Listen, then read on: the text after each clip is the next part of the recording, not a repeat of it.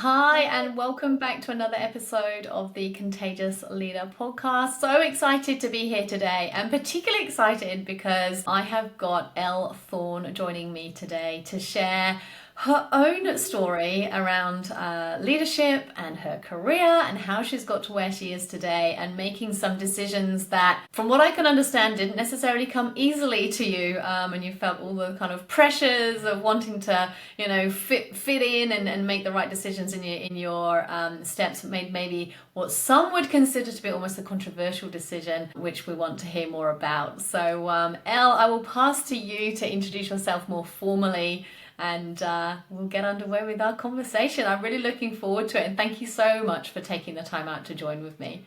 Oh, thanks for having me, Laura. Super pumped to be here today. So I'm Elle, and I work 9 to 5 in mental health and spent, probably 10 plus years now.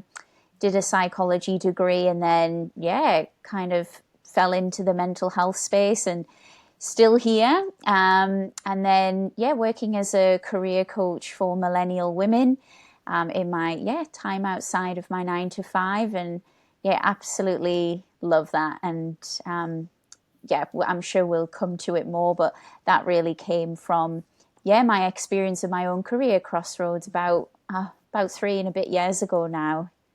Yeah, okay. So that sounds pretty busy. You've got a full-time gig Yeah. in mental health, no less. So pretty Yeah. challenging rewarding work, I'm sure, but pretty challenging territory as well. I have no doubt at times. And then Yes. doing your kind of side gig, let's call it, of your career coaching. And so you said helping millennial women specifically. That's pretty cool. Yeah. I think, when I was going through my crossroads, I was saw a lot of coaches out there, a lot of people sort of in that executive space, and was sort of looking for someone similar to me. I was like, oh, I'm not in that space, I'm not like in a really senior role. I wouldn't say I'm an exec. And I think that's definitely a group that I really love to work with, because I can speak from my own experience as well as a millennial woman. So I think it just really helps me, really connect with the people that I can best help. Yeah. Yeah. Yeah, cool. Now I always get kind of confused. I am also a millennial. I Yeah. get confused, right? Because I'm always thinking, do I fall into that category? Am I the other one? What Yeah. I am millennial. So yeah, 1981. So I'm in that Love category. it. I'm certain. No, it's hard to keep tabs. Is it where does it start? Where does it I end? know, Yeah. yeah. And what's the new ones and all of this kind of Oh, stuff? I Yeah, know. ever evolving as they should be. Yeah, fascinating though.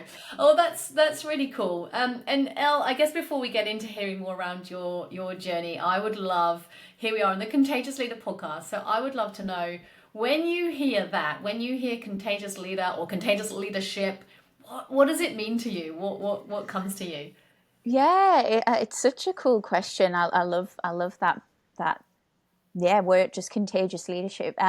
For me, it really speaks to being the leader everybody wants to be, or follow. Really, I think when I think of that contagious, it's like I think that's what it just speaks to me. Yeah, I, I'm not sure in terms of like what more to say, but I think just yeah, I think I that love it. leader that everyone aspires to be and looks up to, and they're like, oh, I want to be like them. Yeah. Yeah, okay. Yeah, I want to be like them. Yeah, that's cool. Mm, But so for my mind, it's someone that's inspiring. It's someone that we want to be. Someone that has these traits, these attributes that we can be inspired by, but that we don't want to copy necessarily, right? Like it's yeah. finding our own unique way there and being authentic to ourselves, and having the confidence to be ourselves. It's a huge part of the work that I do, of course, because it's so important, but yet not easy. Far easier said than done to do all of those Oh things. gosh. But Yeah. oh gosh, So, yeah. I feel like yeah. this is a great segue into hearing more around your story. So, Elle, let's hear it. Let's understand and help us to understand sort of what's happened through your career, and that leadership pathway that you've taken, and we'll hear the segue then that you move from there. Yeah. Look, I don't think I had sort of set out to become a leader necessarily, but in my last organization, it was something that I thought, oh, actually, maybe that's something I'd really like to try. I feel like maybe I've got sort of those natural skills and I love working with people. And I think what I noticed is that in my sort of clinical roles, I really enjoyed developing others. And so I'd sort of, being one of the more experienced members of the team, just really gravitated towards that sort of training of new starters. And I thought, oh, maybe there's something here. Like I get such a buzz after those conversations. And then an opportunity came up when my manager went on parental leave, and I thought, oh, I'm putting my hand up for this. I think this would be so good for me. I sort of was at that point in my career where I was ready to stretch myself. And I thought, great, because if it's 12 months and if I don't like it after that, that's fine. But it's just a really good opportunity to have a taster.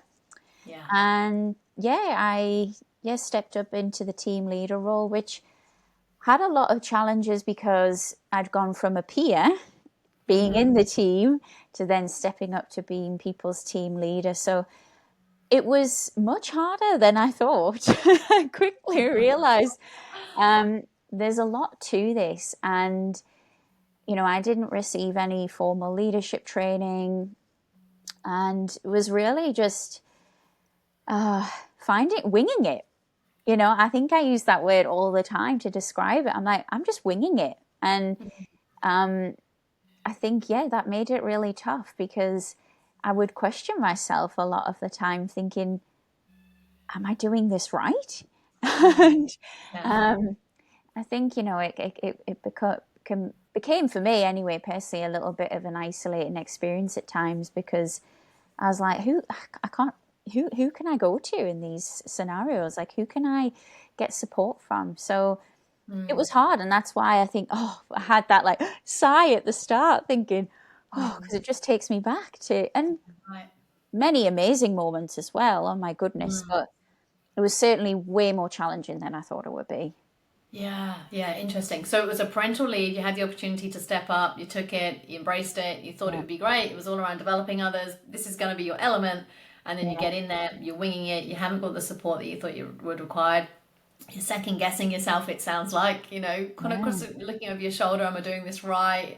And my goodness, that is so common. I mean, you probably Mm, didn't feel it. Well, I've no doubt you didn't know it or feel it at the time, but you yeah. probably know now, looking back and doing some of the, Yeah. the work that you do now. That is so common. Second guessing ourselves, wondering the what if, am I good enough? All of that, so common. Yeah. Yeah. I think it's at the time though, I was comparing myself to my manager who I was looking after the role for and thought, oh, look at this, so calm and collected all of the time. Then obviously we don't see what's going on behind the scenes or what's, someone's thinking. But I just thought, gosh, she has it all together. And I feel like, yeah, I don't know what I'm doing. And I think that's when that self-doubt becomes really tough to manage because you think you're the only one at the time experiencing it when you look around yourself and you think, oh, they're all really competent. Yeah. But like you said, I think no matter, I'm sure, how experienced you are as a leader, everyone has those doubts, right? Yeah, yeah. And interesting, do you feel like, Elle, at that time, you felt it in yourself? Do you feel like other people around you were seeing it in you, or were they looking at you and thinking, she's got it all together, she's cool, calm? What do you reckon? It's a really good question. And I mean, I think towards the end of my journey, it was quite obvious actually to people. Um, because I think I just got to a point where I just sort of was unraveling a little. And I'm someone that wears my heart on my sleeve. So I think people typically do tend to know when things maybe aren't going as okay.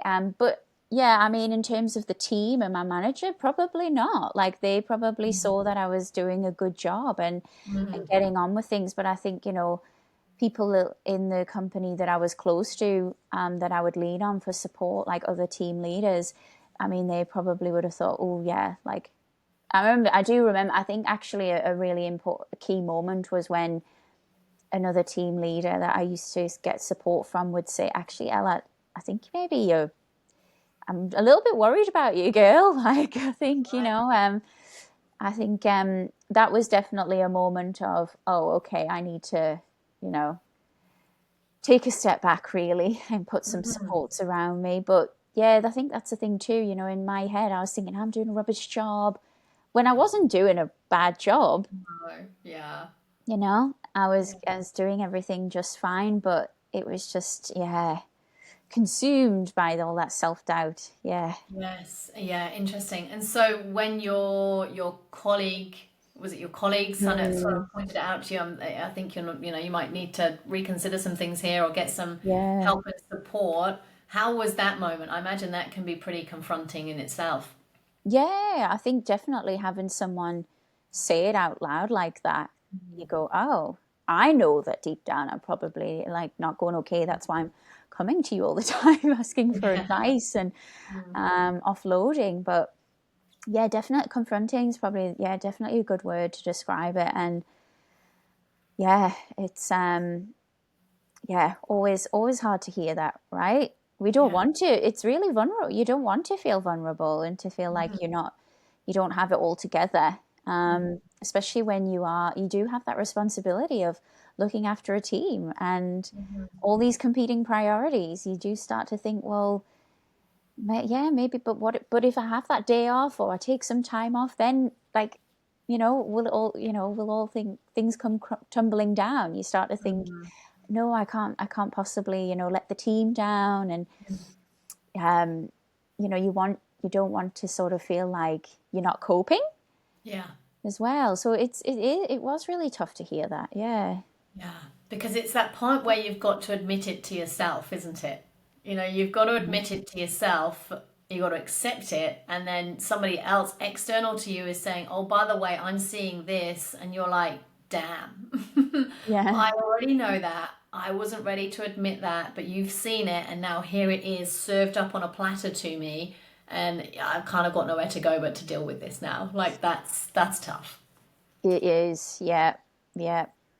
Really tough. Yeah. So, what was did you seek specific support? Was it time out? What was the kind of key for you? Yeah, look, I did actually start seeing a psychologist because I needed some support for myself. That was really key, just in terms of like looking after my own mental health and well-being, and that in itself was confronting because I'm working in mental health and going, oh, I'm having to seek support myself. Um, and it was the first time I'd ever sought professional help, so that was a huge step for me, but a absolutely needed one. Mm-hmm. And I think that was probably the biggest thing for me. It was really tough because I didn't necessarily have the right management and leadership above me to really sort of support me through that time. And that's why I did sort of lean on colleagues quite a lot. But yeah, I think just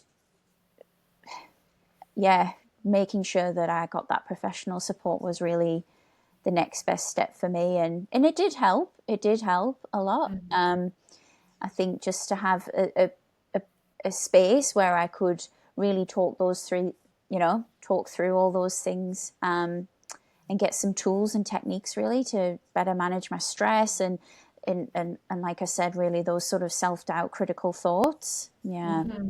Yeah, yeah, so powerful. Mm. And I'm sure that there will be many people that hear you say that either have or are working with, experts in the mental health space, be it psychologists, counselors, whatever, or that have thought about it or that should be because they know that they're at that point. So, your vulnerability in sharing that I'm sure will be really appreciated for sure.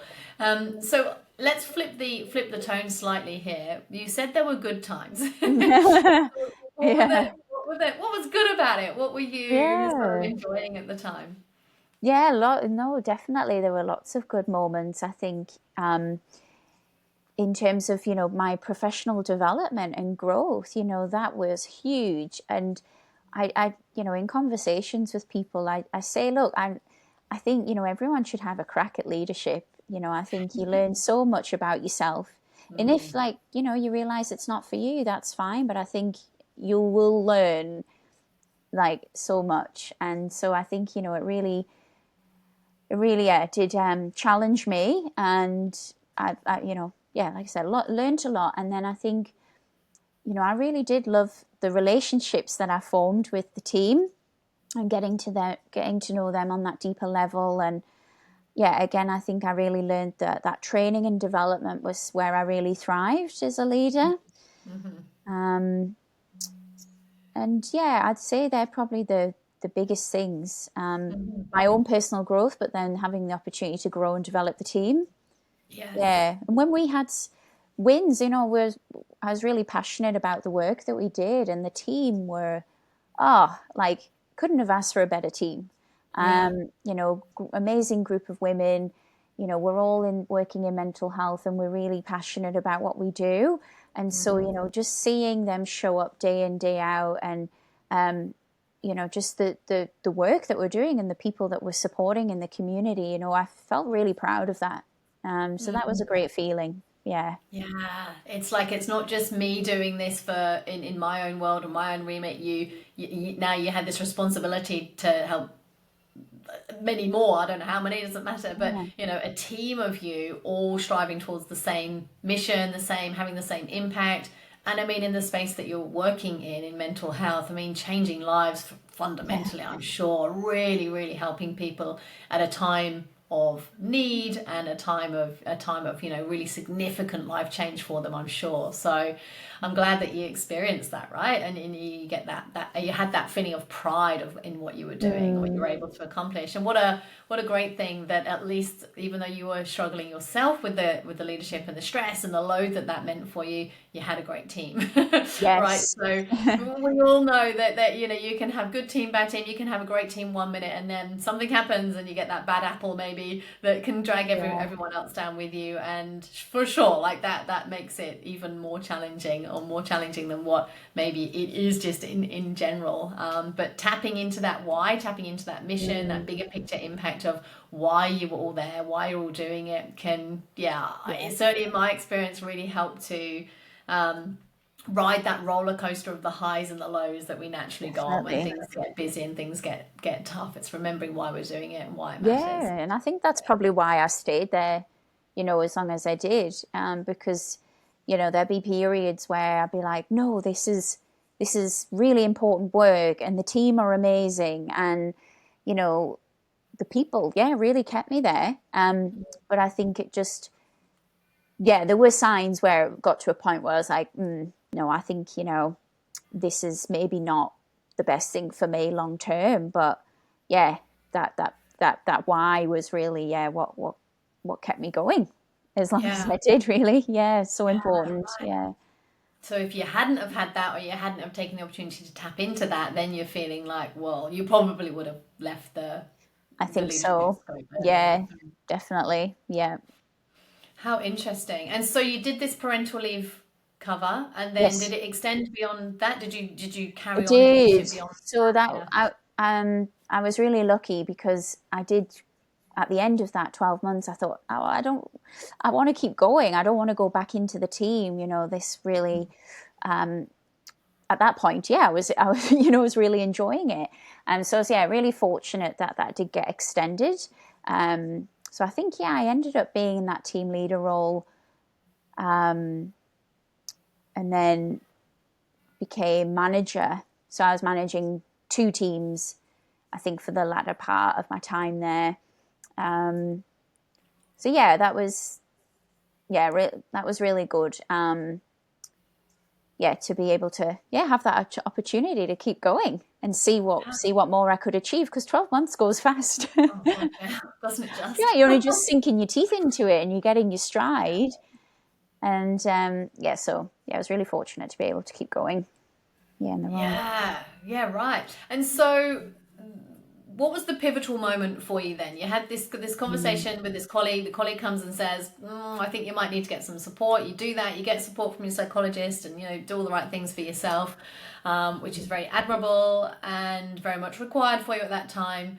What changed from there? What happens from there? Yeah, look, it's like hard to put a finger on a specific Mm, moment. I think if I look back, it was really that accumulative, stuff really. I think, like I said, there'd be moments where I'd have a really good week and be like, no, like, this is great. Like, you've got this, Elle.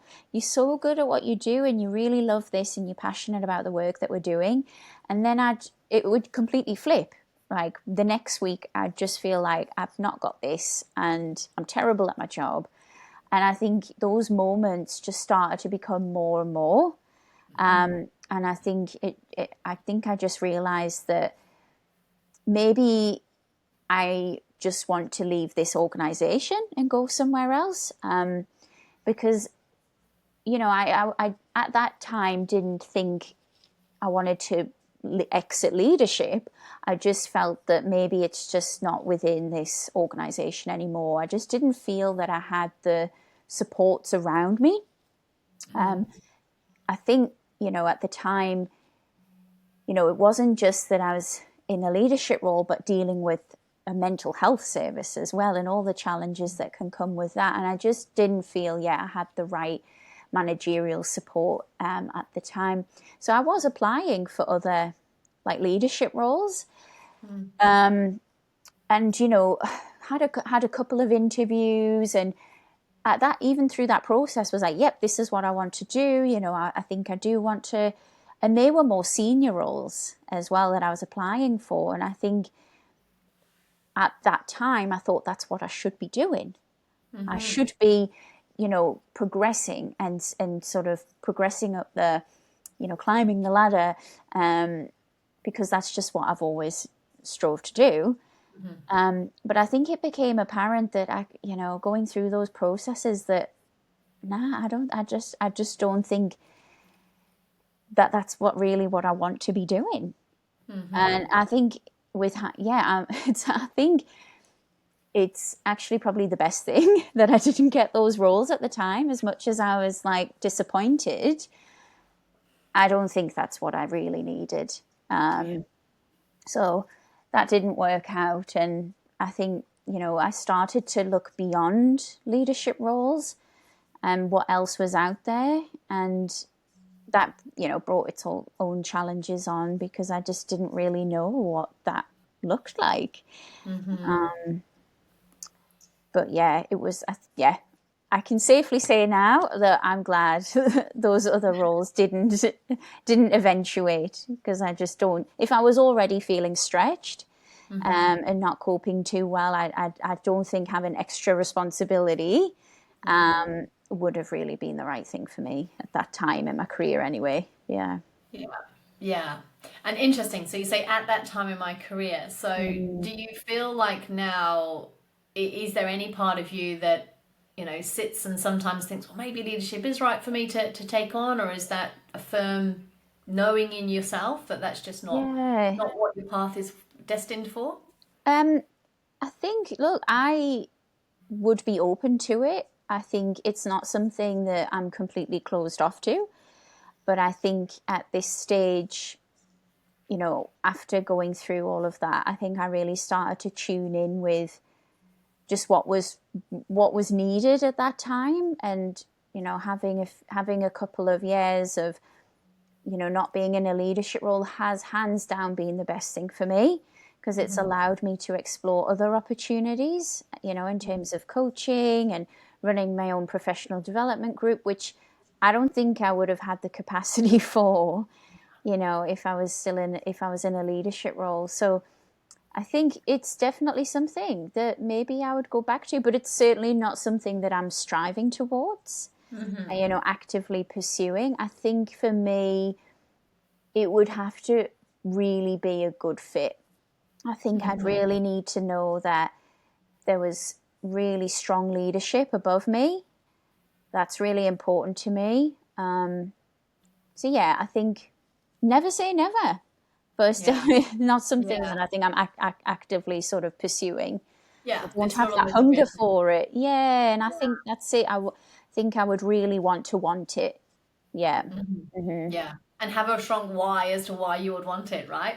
Yeah. Totally. Yeah, Yeah. that's it. And we should be clear that when we're talking around you in leadership roles, we're talking specifically in like people management roles, Yes. right? As Yeah. opposed broader leadership, you are a leader, Elle. You're running a professional development group. You're leading indirectly, I'm sure, through many people every single day in the work that you do now. For sure, you have to be. And you're leading through starting your own career coaching Yeah. service, right? Like It's such a good point. is Yeah, leadership. it is. Yeah, that we're all leaders, aren't we? And that's what got me that's what initially led me to start my professional development community. The first one was called Lead With Me, and that's when I was still in my leadership role, because I wanted to create a peer group for other leaders. I felt, well, if I'm not getting it in-house, then maybe I need to go find it elsewhere. And I thought, surely I'm not the only one.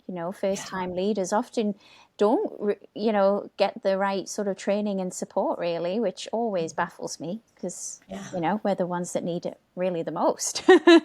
Yeah, well, that's right. Yeah, and often, of course, as we know, it's you've proven yourself in your role, in your kind of technical expertise capacity, so then therefore deemed to be suitable to take on the leader role. And I saw it many, many times in my career. In my recruitment years, the top biller, the highest biller, the person that would generate the most revenue for the companies, the number one sales superstar would equal therefore next leadership role, and just not always, but just not right for them necessarily. You can do that, but you can't. Your people leadership skills are very different. Whole of the job, exactly. Yeah, it's a whole of the ball game, isn't it? Yes. Yeah. So, question for you, Elle. What do you feel, if you were to look back at that time, you shifted into leadership, you were drawn to it because, you love the people development side. It was just a lot for you, and particularly in the space that you were working in, you sought support eventually. You gave it a good crack, as your words. I love that. I feel like that's such an English thing to say. A good crack. A good crack. I feel like that might be quite an English thing. I don't know. After 15 years in Australia, I actually forget what's English, what's Aussie, where have I got these things from? I don't know, wherever.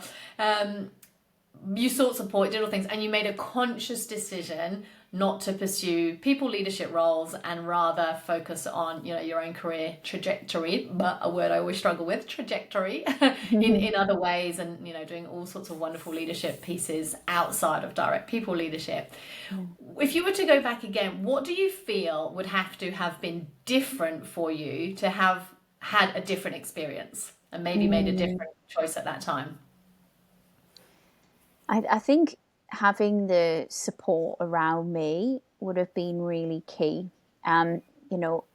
Since leaving the organization, I've found a mentor and created, a support network around me. And I'm going, why didn't I do that at that time?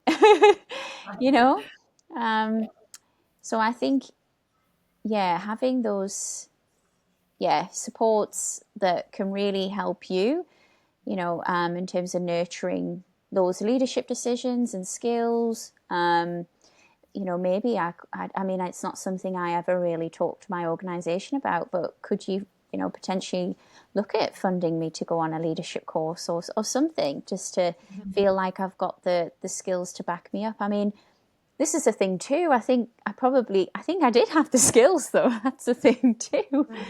It's just really became a confidence thing for me. But what else other than that? Look, I mean, I think the more I, sort of sit with it in our conversation today, I think really what it came down to was, just not having the support within the organization to really just help me be my best. And that's a really tricky one, because that's out of your control, isn't it? When you're in an organization, you can't, you don't get to pick your manager necessarily, and that sort of org structure. So that's a really hard one. You're really limited in terms of what you can do there. I think even if you do sort of really, I mean, I certainly wasn't someone who was afraid to, have those conversations about, needing support, but ultimately, it's up to that other person, really. And so, if they come to the table or not with it. That's it. Yeah. Yeah. I think Because that's certainly what Oh, sorry. sorry. I was just going to say, I certainly see that, it's this feeling like, well, what else could have happened, because I can't control this other people. And sadly, what I see a lot of the time, I'm not saying this was you, it doesn't sound like it, but what I do see a lot of the time is that actually there are things that this person could do to control if they were to have the confidence to speak up and actually share how they were feeling, share what support they needed, to build that those relationships with their, the leadership team around them, or whoever it is that's in the decision making shoes, to provide that support. It doesn't always happen, and I see it time and time again where an individual will sit and struggle and kind of ruminate in their own mind of, this is terrible, this is how I'm feeling, I'm not getting the right support, but never speak up. And there's reasons for it. Often, of course, psychological safety might be low, there's no relationship in place, there's no trust, and so the individual, if they haven't yet gone on that journey themselves to build their own confidence up, to feel safe to speak up anyway, or to kind of be the leader that they want to be, isn't easy. But if they are, that's when I can see that things can change, and then we can start to understand, okay, well, what can the organization do to help? If we don't know, we can't do anything about it. But it's easier said than done. And like I say, it really comes down to the individual being confident to back themselves, to actually know that by sharing this and being honest and being upfront, speaking up, raising the hand, asking for help, being vulnerable, as you said earlier, not an easy thing to do for so many people. Particularly if the psychological safety isn't there in the team, then it's not. It takes a lot to do that. And of course, that's a lot of the work that I do in my coaching, right? For obvious reasons, is to help people with that, so they can back themselves, to be themselves, and actually, run their own race and get to have the impact and the legacy that they want to have. Yeah, it's a really tough one, isn't it? Because you feel like, well, I mean, I'm just speaking from my own experience, but again, I think it really can be hard to reach out, and because you feel like you don't want to look like you're not doing well and you're not coping. And it's really crappy hearing me say that out loud, because it's surely we sort of past that stage now of that. But they were real genuine thoughts that I had. I'm like, oh, I don't want to look as though I'm not, I don't have my shit together, essentially. So I can see why it's really tough for people to do that and be vulnerable. And so really it's a tough one. Yeah. And admit that, and wave the white flag and say, I can't do this, when we feel like there's this expectation on us. We've been put in this role for a reason. It's on me. I should be able to do this. Everyone else is able to do this. And that's where that power of sharing, like just speaking up, and like exactly what you did, if it isn't to your immediate leaders, then with your colleagues around you, to feel, to share, or even if it's friends outside of your working environment, whoever it is, to share that. And like you said, you built this community to help people to do that back in the day. Then that was its first intention, at least when you started. So powerful. I find, again, just the very art of or act of sharing something and hearing somebody go, oh my goodness, yeah, me too. Me too. It just lifts so much weight immediately, and then you can start to build the confidence to speak up more, to be more vulnerable, to know that, okay, well, it's actually not just me, there's me and these 10 other people. Okay, so now I feel more confident to speak up internally, or whatever's going to be appropriate to do from there. So speaking up to somebody, at least, even if it's a friend or loved one, can just kind of take the weight out of it a little bit, can't it? Absolutely. Yeah. So Elle, what would you, if you were to give advice to somebody who was maybe considering leadership, or in leadership and struggling at the moment, perhaps, and, having these doubts that we know are so common, what advice would you give to them? I sound like a broken record, but I think I would say, look at, you don't do it all on your own. Maybe seek out a mentor. Is there someone in the business, another leader that you look up to? Oh gosh, I wish I'd done that. I really had. And surround yourself with a strong support network. So are there other leaders within the business, where you could come together? And, we did this a few times a week, me and a few of the other team leaders. So we were all sort of in a similar position.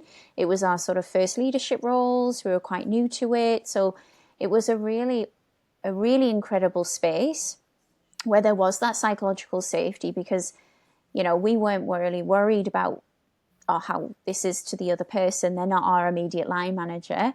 We don't report to them. So it felt like a really safe space where we, could share what was going on for us, what are our challenges, and then we can problem solve it together.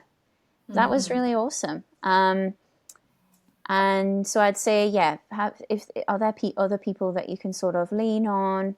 If not within the organization, then outside of that. Again, I created my community a bit late on. I wish I had done that earlier too, because I think there's real magic in building a network with people outside of your organization too, because they have a different lens on things.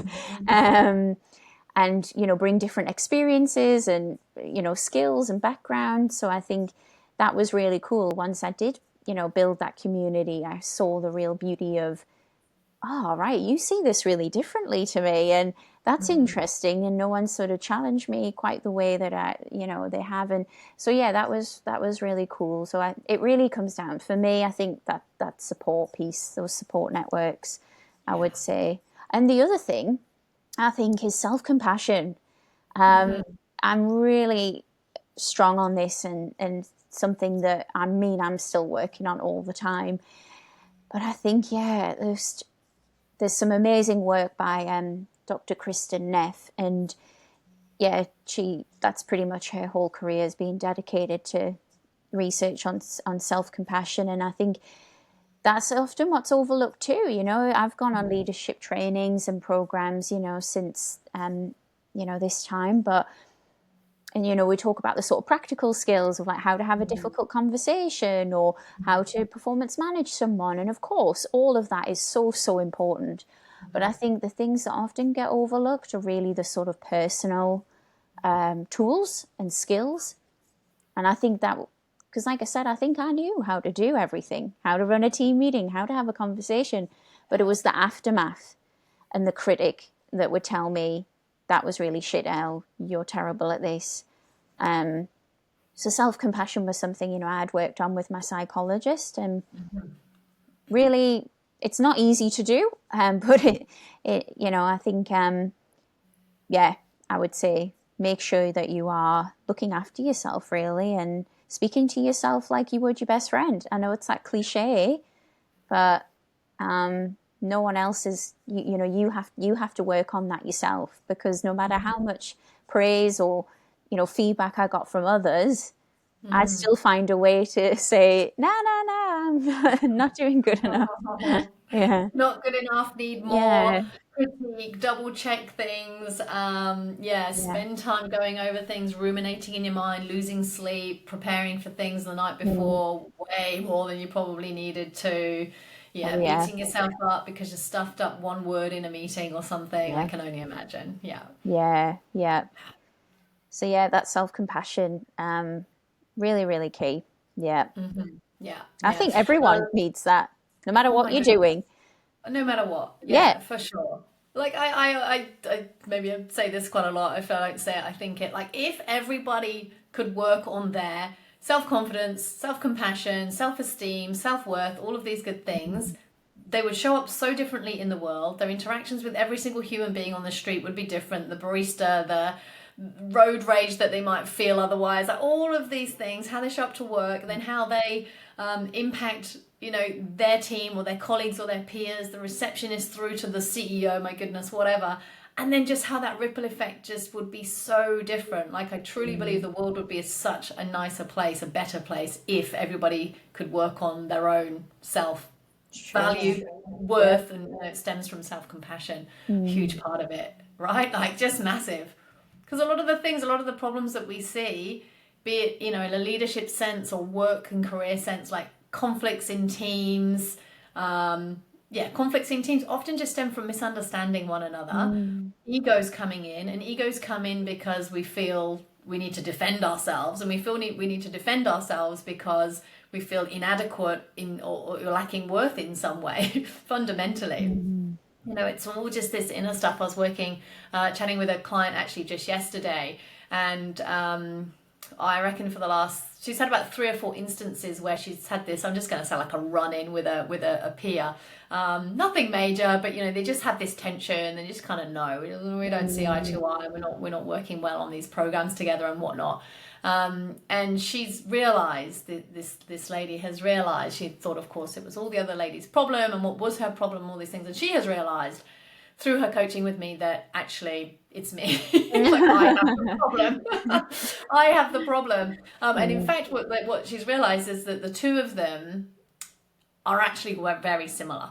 And the two of them are kind of defending and clashing because they both have, no doubt, deep-rooted underneath it all the same, let's just say, fear or insecurity or whatever. So they're both defending from the same point, and naturally they're clashing. But actually when they're starting to connect better now, through having the confidence to go and just put it on the table and have these conversations, she's realizing that, oh wow, in fact we're the same, we're on the same page here. How funny, right? But not uncommon at all. Not at all.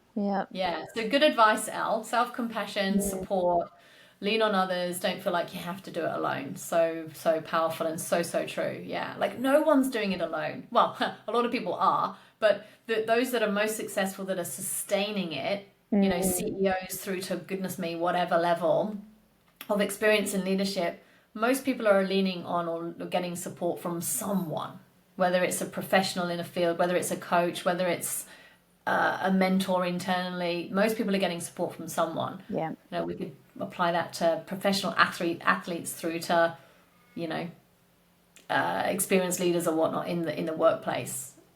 Global politicians, leaders around the globe, Absolutely. right? Like, really, no one's succeeding alone. Yeah, very And so true. we need to remind ourselves that we don't have to either. That's right. No matter where we're at on the leadership journey. Yeah, good stuff. Alrighty, Elle. Well, I have really enjoyed hearing your story and hearing more about it. For me, coming into this, I knew that there was this, decision in you that had, experienced the people leadership role, and then made a conscious decision not to pursue people leadership for your own reasons and for your own career path and journey. But I didn't know the full story behind it and more of the context and, the experience that you'd had. So it's been really, really interesting to hear and learn more about that. And I really, really appreciate you sharing it. And of course, your vulnerability. How ironic sitting here now to share that with us too, because we know that if we can be vulnerable, that is contagious leadership, right? That is leadership. If you are willing to be vulnerable enough to share these types of things, somebody else hears it, gives them the confidence, the comfort that, oh my goodness, okay, I'm not alone, me too, this is good, okay, and there's things that I can do. And whether that's that they seek support to, make leadership feel a little bit more easier, comfortable for them, or whether they decide that, it's okay. Like, I actually don't have to follow this societal pressure or norms of climbing the ladder. What I should do versus what I want to do, very different things. Yeah. I think the question for me was, what do I need? That was really what the change for me, rather than what I should be doing. Because the should was going, no, apply for these more senior roles, but and that's the self-compassion piece, is asking, what is it that I need? And it wasn't more responsibility and more stretch. Yeah. Then it's like, I look at it as like, I've got 30 probably more years that I'll be working. What's 3 or 5 years doing something else and just taking a step sideways? Like, that is totally okay. Totally okay. Leadership's always going to be there, and I can come back to it. Yeah. But I think that's what I really started to nurture now when I'm thinking about career, is it's like, what do I need right now? Because it's not always what we think we should be doing. Yeah. And the what do I need and the why I want it, all those pieces that you shared, amazing. Yeah, really key advice. I think it's a really simple one too, just checking in. What do I need? I do that in the morning. Like, what do I need today? A simple but powerful question. Yeah. So what am I not getting that I want more of? Or what do I need? Yeah. So powerful. But it can reveal so much, can't it? So much. Yeah. Because we think we might need, I don't know, anything, a promotion, more money, a different project, a new company, because this one's terrible, leadership sucks here, blah blah blah, whatever. And actually when we dig deep on it, it's not at all. We just need a holiday. Need a break. That's right. Or whatever, need to go for a run, right? Whatever, just get the energy driving again. Thanks for having me. It's been really nice to chat with you. Yeah, I really love the conversation, Laura. Thank you. Yeah, and like I say, thank you so much for sharing, Elle. So, if people do want to follow along with the work that you're doing, with your support groups and your career coaching and so on, how can people find you? Elle, what's the best way to find you? You can find me on LinkedIn, so just Elle Thorne. I'm on Instagram as well, Elle Thorne Coaching. Website's ellthornecoaching.com. So yeah, they're all the best places to find me. So come say hello. Yeah, wonderful. And I know I follow along with all of those things already too, so I will continue to do so. And Elle, you can share with me too those links, and I'll share them in the show notes, so it makes it easy for people to follow along as Wonderful. well. But as I say, thank you so much, Elle. It's been such a good conversation. I really appreciate it, and I look forward to catching up with you soon. So we'll wrap it up for today. Everybody, thank you for tuning in, and we will look forward to tuning in for another episode soon.